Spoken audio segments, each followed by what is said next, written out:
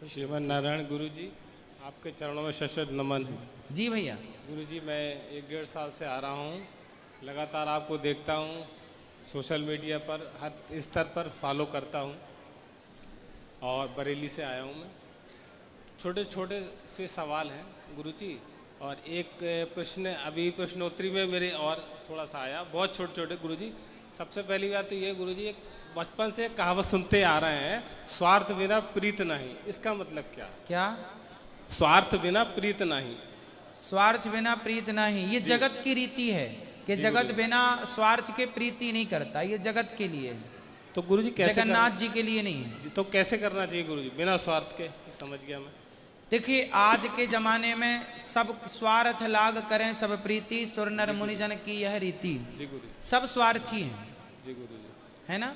तो स्वार्थी तो सब हैं, लेकिन ऐसा भी होता है कि किसी का स्वार्थ ज्यादा है। अब जैसे आप व्यापारी हैं, जी गुरु। कोई व्यापारी 10 रुपए का सामान 10.5 रुपए में बेच रहा है और कोई व्यापारी 10 रुपए का सामान 15 रुपए में बेच रहा है। बताओ कौन सही है कौन गलत है?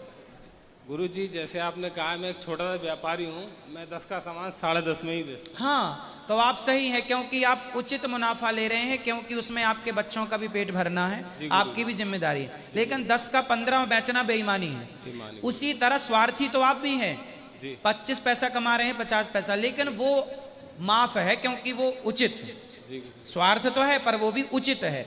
उसी तरह संसार में स्वार्थ तो है, लेकिन उचित स्वार्थ हो तो वो स्वार्थ भी भक्ति बन जाता है ना? वो स्वार्थ भी सही है। जैसे माँ का स्वार्थ होता है बेटे से कि मेरा बेटा बड़ा होकर मेरी सेवा करेगा। भाई, माँ बाप भी स्वार्थी होते हैं, वो भी अपने बच्चों से उम्मीद करते हैं कि भाई, माँ बाप का केवल इतना स्वार्थ होता है कि ये बड़ा होकर मेरे को आदर सम्मान से गिलास भर पानी और जरूरत पड़ने पर मेरी। तो माँ बाप भी स्वार्थी हो गए, लेकिन माँ बाप का स्वार्थ जायज है। भाई, मैंने तेरी सेवा की है तो उम्मीद तो मैं तेरी से करूंगा ना, तो वो स्वार्थ सही है, वो गलत। अब जरूरत से ज्यादा, अब कोई माँ बाप ऐसे भी होते हैं जो बेटों को घर से निकाल देते हैं, पैसा ना दे बेटा तो निकाल दें, या उसको उसकी संपत्ति उसको अधिकार नहीं देते, हम तो तुझे कौड़ी नहीं देंगे, दूसरे बेटे को सब दे देते हैं, बड़े बेटे को सब दे दिया, छोटे बेटे को निकाल दिया। ऐसे भी माँ बाप समाज में आपको देखने को मिल जाएंगे। तो ये गलत है।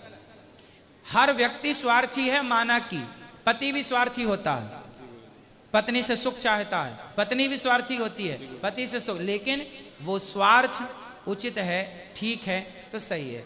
अति सर्वत्र वर्जयेत, अति किसी चीज की ना हो, और स्वार्थ तब सही हो जाता है जब भगवान को पाने का स्वार्थ हो। हे प्रभु, अब आप मिल जाओ बस। गुरु जी, बस छोटा सा एक सवाल और है गुरु जी। जी। लंबे समय से, जब से होश संभाला है, जिंदगी संघर्ष में ही बीती, और 10 का सामान 10.5 से बेचते हुए मुझे भी बहुत परेशानी हो रही है। मगर आज मैंने दीक्षा ली है गुरु जी आपके द्वारा, तो क्या दीक्षा लेने के बाद समय में या मेरे उसमें कुछ बदलाव आएगा?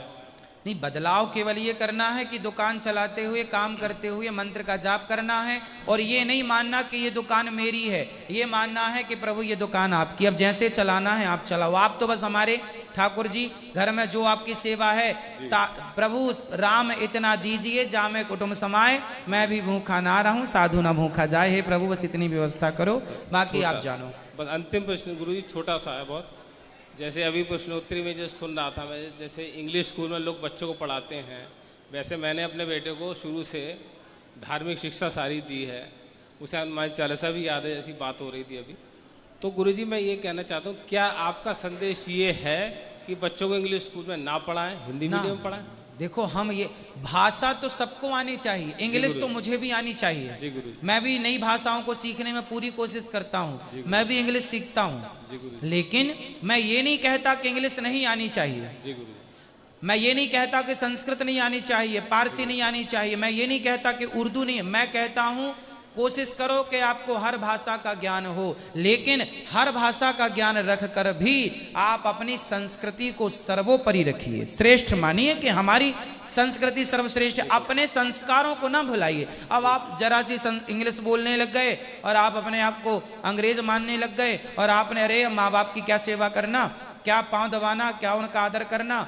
अब आप मॉडल हो गए, फटे कपड़े पहनने लग गए, वारों में जाके शराब पीने, अरे सत्संग क्या करना, ये तो बूढ़ों का है, ये तो हिंदू धर्म में ऐसे ही, सत्संग क्या है, शराबों में जाके, वारों में जाके आप शराब। आजकल के वेस्टर्न के नाम पर क्या हो रहा है, इंग्लिश के नाम पर क्या हो रहा है, आजकल जो ज्यादा शराब पी रहा है आज उसे लोग पढ़ा लिखा ज्यादा मान रहे हैं, जो ज्यादा उल्टे सीधे आज देख रहे हैं बड़े बड़े शहरों में, लड़की हो या लड़का पूरी रात वारों में गुजारते हैं, पूरी रात डिस्को करते हैं और भगवान जाने क्या क्या करते हैं, और सवेरे इतने धुत हो जाते हैं शराब में कि 4 लोग उनके हाथ पांव पकड़ के ऑटो में बिठाते हैं और फिर उनके घर भेजते हैं। ऐसा आपने सुना या नहीं? हाँ, तो अब बताओ ये इंग्लिश के नाम पर ही तो हो रहा है, ये पढ़ाई लिखाई के नाम पर ही तो। अरे पढ़े लिखे बच्चे हैं आज के, महाराज जी एडवांस बच्चे हैं आज की, वातावरण के बच्चे। अरे भैया वातावरण बदल गया माना कि, लेकिन ये कौन सा वातावरण है कि आप पूरी रात जाके किसी स्त्री के संग, किसी पुरुष के संग नाचें हैं और शराब पिएं।